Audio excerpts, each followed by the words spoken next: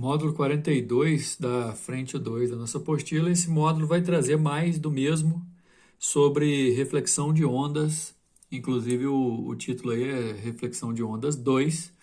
Na aula passada a gente pôde falar bastante sobre alguns fenômenos relativos à reflexão das ondas no geral, né? Os fenômenos mais comuns que a gente pode observar sobre reflexão de ondas no nosso dia a dia são os fenômenos relativos à luz e reflexão de som, tipo o eco, né? O simples fato de a gente enxergar um objeto que não produz sua própria luz já implica em reflexão da luz por esse objeto. Reflexão também que como a gente está estudando é um fenômeno ondulatório, que contribui para aquela discussão se a respeito do fato da luz ser onda ou partícula, enfim, um assunto importantíssimo para nós. Nessa primeira página, página 176, algumas aplicações mais voltadas para a questão das ondas eletromagnéticas, mais voltadas para a luz. A primeira situação é uma situação até bem interessante, para poder responder uma pergunta que está logo ali em cima, porque a lapidação de um diamante é uma arte. A percepção que a gente tem de um diamante, nesse formato aqui nele já lapidado, é muito diferente do formato diamante bruto, né? Provavelmente muitos de vocês nem pensavam que um diamante bruto ele tem esse aspecto, digamos, tão feio assim, né, em comparação ao diamante lapidado. Pela sua raridade e também pela sua dureza, vamos dizer assim, o diamante é uma dos materiais mais valorizados, mais pela sua beleza, inclusive também depois de lapidado, e pela sua raridade também, né? Lapidado de forma ideal, ele consegue, em muitas das suas faces, produzir o fenômeno da reflexão total, né? Que é um fenômeno que a gente já estudou lá na apostila 2, fenômeno qual implica em você conhecer sobre os ângulos de incidência aqui nas faces. Falar sobre a reflexão total também implica em conhecer o índice de refração do material, né? Enfim. Mas é uma característica que envolve a nossa aula de hoje, não a refração. O ângulo aqui é o ideal para que a luz bata e reflita, né? O diamante lapidado mais comprido ou mais curto, ele não vai ser tão, entre aspas, bonito quanto o corte ideal, que é esse aqui que acontece com a reflexão total da luz. Lembrando que normalmente um diamante é usado como um adorno e ele, por exemplo, num anel, ele vai ser olhado sempre pela parte de cima aqui, né? Então ele reflete totalmente a luz, ficando bem bonito, né? O fenômeno da reflexão total também explica muitas vezes o que a gente chama de miragem, né? Sobre no ar, principalmente, a luz se propaga com velocidades diferentes, dependendo da temperatura do ar. Portanto, quando tem um ar, digamos assim, muito quente próximo do asfalto, a luz incidindo, dependendo do ângulo, ela não vai chegar no asfalto, vai bater naquela camada de ar ali e refletir para o olho da gente, como se nada tivesse, como se não chegasse no asfalto e como se aqui fosse um espelho, né, dando aquela sensação de que o chão está molhado. Com o ar frio também isso é possível de acontecer, né? A gente também tem algumas possibilidades de acontecer miragem em desertos frios. Uma aplicação tecnológica muito importante para nós é a fibra ótica, principalmente em termos de telecomunicação ou comunicação, envio de dados necessariamente. A gente já falou sobre a fibra ótica lá na aula de reflexão total, mas o fenômeno aqui é reflexão, são ondas eletromagnéticas que refletem, né, quando incidem na superfície de separação aqui com um ângulo maior que o ângulo limite, e a informação fica refletindo aqui dentro e não há perdas, portanto a qualidade de transmissão melhora. Bom, aí o sentido que a gente tem que dar para o conteúdo também a gente tem que ser capaz de responder certas questões. Lá na página 177 a gente vai relembrar algumas situações que a gente viu na aula passada. Se uma onda numa corda reflete numa extremidade móvel, ela vai bater e voltar com a manutenção da fase, né, a conservação da fase. Então, o pulso incidente e o pulso refletido terão a mesma fase. A gente diferencia fase de crista e vale, certo? Então, se chega um vale ou uma crista e a extremidade é móvel, vai voltar um vale ou uma crista. Enfim, no desenho que vocês estão vendo, o pulso é uma crista. Como a extremidade é móvel, vai voltar uma crista, refletindo o pulso, porém não invertendo a fase. Agora, quando a extremidade é fixa, a reflexão acontece com inversão de fase. Olha, o pulso incidente é uma crista, enquanto o pulso refletido é um vale. Então, numa corda, reflexão, extremidade móvel, mantém a fase. Reflexão, extremidade fixa, opõe a fase. A reflexão sonora também foi uma coisa que a gente estudou na aula passada, né? A questão da orientação que alguns animais têm, tipo morcegos, golfinhos, que funciona exatamente como um eco, mas eles conseguem analisar muito melhor esse eco, simplesmente não só escutam, né? Baseado nesse, entre aspas, dispositivo que alguns animais têm, que o dispositivo real de radar sonar é criado. Aqui a gente tem uma imagem bem comum de um aparelho de ultrassom que emite ondas com a frequência maior do que a gente consegue escutar, mas que quando bate em algumas barreiras volta para o aparelho, dando um formato ali para a gente poder enxergar esse formato traduzido numa imagem. Conceitualmente também é importante a gente entender que toda onda tem a sua direção de propagação, que é formada por essa linha vermelha, né? A direção de propagação dos pulsos incidente e refletidos, cortando aqui numa bissetriz, a gente tem a normal e aí as leis da reflexão, né? Que o incidente, a normal e o refletido são coplanares. E o mais importante, que o ângulo de incidência aqui, ó, tem a mesma abertura que o ângulo de reflexão, a gente já estudou isso para a luz, mas aqui também serve. E algumas propriedades. Enquanto a fase pode variar ou não, como a gente viu ali, extremidade fixa varia a fase, extremidade móvel conserva a fase, a gente também tem que a frequência, a velocidade e o comprimento de onda não variam. Bom, lá na página 179 a gente tem que completar os exercícios, pessoal, e o primeiro já pede para a gente completar o quadro a seguir com o pulso ou raio refletido, depois de interagir completamente com o obstáculo. Então, o que vocês vão olhar na apostila de vocês aí é que essa parte de vocês aqui, ó, tá em branco, e vocês vão completar com esses desenhos, mas vamos explicar, ó. Extremidade fixa, o pulso está vindo como uma crista. Na hora que bater na extremidade fixa, vai, além de voltar para a esquerda, a gente tem que mudar o sentido da setinha, aqui já está mudado. Como a extremidade é fixa, vai inverter a fase do pulso também. Então, chega uma crista, volta um vale. Na figura 2, a extremidade é livre, vai inverter o sentido da setinha também, da velocidade vai voltar, só que se está chegando uma crista, volta uma crista. Extremidade fixa, inverte a fase. Extremidade móvel, mantém a fase. Essa extremidade fixa aqui é importantíssimo você entender o seguinte, ó. Vamos chamar esse ponto aqui de A e esse outro aqui de B para a gente entender melhor. Porque o desenho ficou bem parecido, embora, ó, velocidade para a direita, velocidade para a esquerda. O que vai chegar aqui primeiro é uma crista. Então esse ponto A ele vai voltar primeiro também na hora de ser refletido.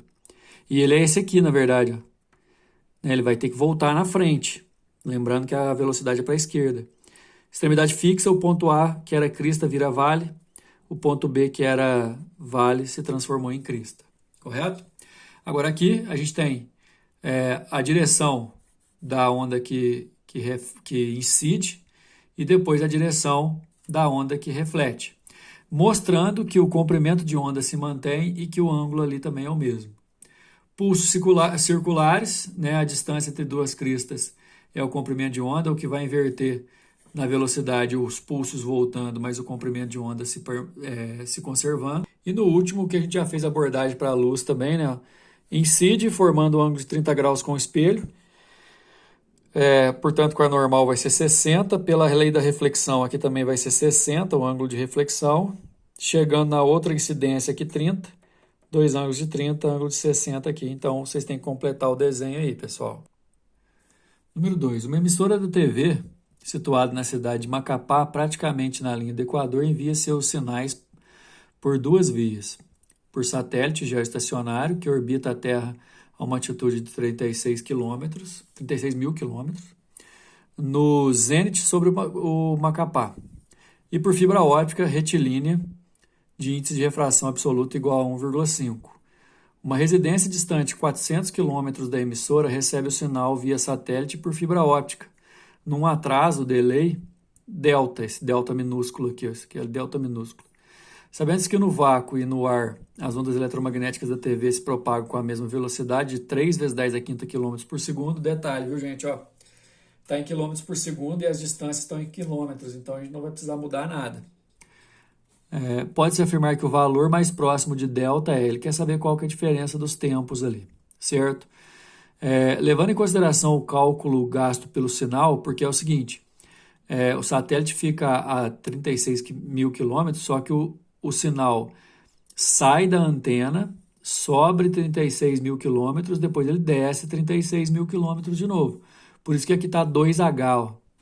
E usando que velocidade é distância sobre tempo, velocidade da luz é normal chamar de c mesmo. A distância é ida mais volta. Se sobe h, desce h, 2h. E aí a gente vai achar esse tempo aqui. Aí a velocidade é 3 vezes 10 a quinta. A altura é 36 mil, só que a gente vai multiplicar por 2, dá 72 mil. 72 mil dividido por 300 mil dá 0,240 segundos. Essa daqui, ó, a distância horizontal da cidade, da antena até a cidade que vai receber vai ser desconsiderado porque 36 mil quilômetros para ir e para voltar junto também vai ser muito maior, né, pessoal? 0,240 segundos é o tempo que gasta para o sinal da televisão ir no satélite e ir para aquela outra cidade. Agora, sendo o índice de refração da fibra ótica igual a 1,5 e a velocidade da luz 3 vezes 10 a quinta, dentro da fibra ótica eu calculo a velocidade da transmissão, 2 vezes 10 a quinta. Usando velocidade igual a distância sobre tempo. Agora, por que uma distância só? Porque na fibra ótica, de uma cidade para outra, é só a fibra ligando, né? É só essa distância de 400 quilômetros. Então, você tem uma distância e um tempo 2. Se eu dividir 400 pela velocidade, que é 200 mil, vai dar 0,002 segundo. Ou seja, gasta 0,002 segundo para sair de uma cidade e ir para outra. Aí ele perguntou a diferença do tempo. Eu faço o tempo maior menos o tempo menor, que dá 0,238, que é a letra B.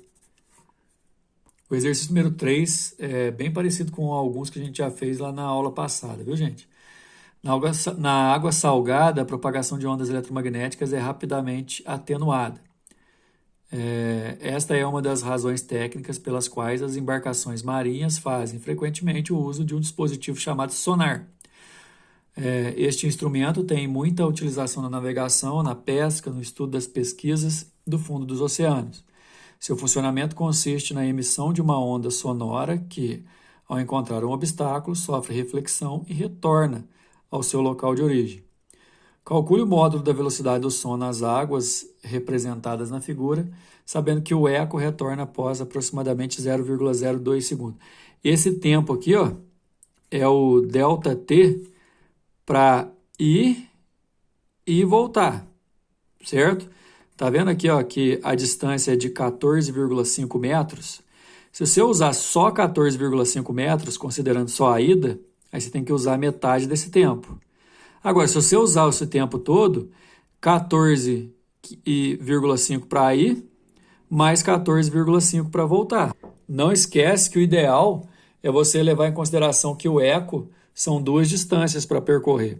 A velocidade é a distância total pelo tempo, só que a distância é duas vezes a profundidade, uma para ir, uma para voltar, eu repito.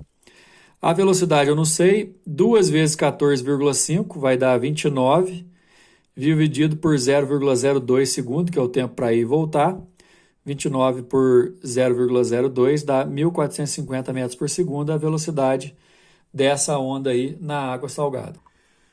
Número 4. José Paulino realizou seu grande sonho de conhecer algumas montanhas dos Andes argentinos. Cerro Tronador, 3.354 metros de altitude. Serras da Catedral. Fui falando o nome aqui, né, gente? Em um dos dias de sua viagem, colocou-se a uma distância D de um grande penhasco e passou a bater palmas com frequência constante igual a 0,40 Hz. Ele notou que, transcorrido o intervalo de tempo T maiúsculo, do início de sua ação, cada vez que batia as palmas, recebia o eco correspondente à batida de mãos imediatamente anterior, ou seja, esse tempo aqui é de ida e volta, né? Admitindo-se que o som se propagou isotropicamente, com a mesma velocidade e sem dissipação no ar, local com velocidade e intensidade de 340 metros por segundo, determine o tempo, né, o período e a distância. Esse período, como ele fala aqui, ó, corresponde à batida, a hora que ele bateu a mão uma vez, na hora de bater a segunda vez, o eco da primeira batida chegou, então o tempo que o som gastou para ir e voltar, entre uma palma e outra, é exatamente o período da onda. Se período é o inverso da frequência, pessoal, período é 1 sobre 0,40, 2,5 segundos. Agora, 2,5 segundos vai ser para essa onda sonora percorrer a distância de ida mais a distância de volta. Tanto é que na letra B, chamando a distância só de ida de D, que é o que a gente precisa, eu vou ter que calcular essa velocidade em relação ao eco de 2D, porque ele vai e volta. A velocidade do som é 340, 2D, usando 2,5. A não ser que eu usasse 1,25 aqui ao invés de 2,5. 1,5 ao invés de 2,5, aí eu não precisaria usar esse 2 aqui. Mas enfim, é só você lembrar que no eco tem ida e volta. Multiplicando cruzado aqui, ou então fazendo 340 vezes 1,25, dá 425 metros, é a distância do José Paulino até essa parede aí. Número 5, para encerrar. O processo de interpretação de imagens capturadas por sensores instalados a bordo de satélites que imageiam determinadas faixas ou bandas no espectro de radiação eletromagnética, baseia-se na interação dessa radiação com os objetos presentes sobre a superfície terrestre. Uma das formas de avaliar a interação é por meio da quantidade de energia refletida pelos objetos. A relação entre a refletância, refletância, né, que é a capacidade de refletir de um objeto, e o comprimento de onda da radiação eletromagnética é conhecido como curva de comportamento espectral ou assinatura espectral do objeto, como mostra a figura para objetos comuns da superfície terrestre. Como que funciona? Por exemplo, a grama, ela tem aqui a sua variação nessa curva verde, que vai desde o espectro visível até o infravermelho, e assim, tá vendo que do infravermelho a refletância dela é maior do que qualquer uma.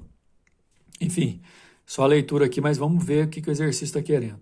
De acordo com as curvas de assinatura espectral apresentadas na figura, para que se obtenha a melhor discriminação, pessoal, é saber diferenciar os materiais, diferenciar o asfalto da água, do solo, do arenoso, né, do concreto, da grama.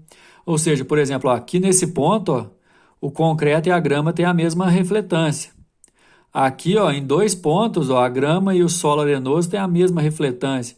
Aqui nessa faixa, ó, solo arenoso, asfalto e água têm uma refletância muito parecida. Então, para discriminar, ou seja, discernir um do outro, dos alvos mostrados, convém selecionar a banda correspondente a que comprimento de onda. Ou seja, ele está querendo saber qual que é a faixa aqui que vai ser melhor para eu poder diferenciar.